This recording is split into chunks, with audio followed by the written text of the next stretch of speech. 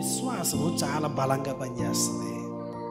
విశ్వాసం అనేది ఏది దేవుడు ఉన్నాడు, యేసుక్రీస్తు నిజమైన దేవుడు అని చెప్పడం కాదు. దయ్యాలు కూడా తెలుసు, ఆయన దేవుడు, ఆయన పరిశుద్ధుడు, ఆయన అట్లా తెలుసు. నువ్వు చెప్పేదేంటి?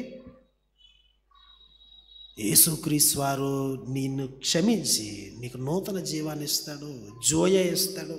ఆ జోయతో నువ్వు ఈ లోకంలో బ్రతుకుతావు. జీవము ఎక్కడైతే ఉంటుందో అక్కడ ఎదుగుదల ఉంటుంది. జీవం ఎక్కడైతే ఉంటుందో అక్కడ ఫలింపు ఉంటుంది.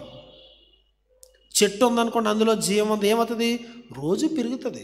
అది పెరిగినట్టు కనబడకపోయినా చూడండి, ఈ వెదురు బొంగులు ఇట్లాంటివి కొంతకాలం ఎదిగినట్టు కనబడవు, కానీ లోపల ఆ గ్రోత్ అనేది ఉంటుంది,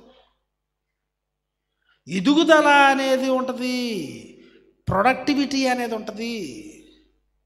సో నేను విశ్వాసం ఉంచాను, నేను ఎదుగుతూ ఉన్నానా? జీవము అంటే అదే చలిస్తుంది, స్పందిస్తుంది. నాలో అది ఉన్నదా? నేను విశ్వాసం ఉంచానంటే ఇదే ప్రూఫ్. ఏంటంటే నేను ఫలించాలి, మహిమ నుండి అధిక మహిమకు వెళ్ళాలి. ప్రతిదినము క్రీస్తు యేసు స్వారూప్యంలోనికి నేను మార్చబడాలి, ఫలించాలి. ఆత్మఫలం అనేది నాలో ఇంకా ఇంకా ఇంకా ఇంకా. ఈ సంవత్సరం క్షమించాను, వచ్చే సంవత్సరం ఇంకా గట్టిగా క్షమించాల్సి వస్తుంది, వచ్చే సంవత్సరం ఇంకా గట్టిగా అంటే అవతలోడు ఇంకా ఇంకా గుండెని గాయం చేస్తాడనమాట. అది నువ్వు క్షమించలేనంత స్థాయిలోకి అవతలలో వచ్చినప్పుడు క్షమించడం అది క్రీస్తు యేసు యొక్క స్వరూపం.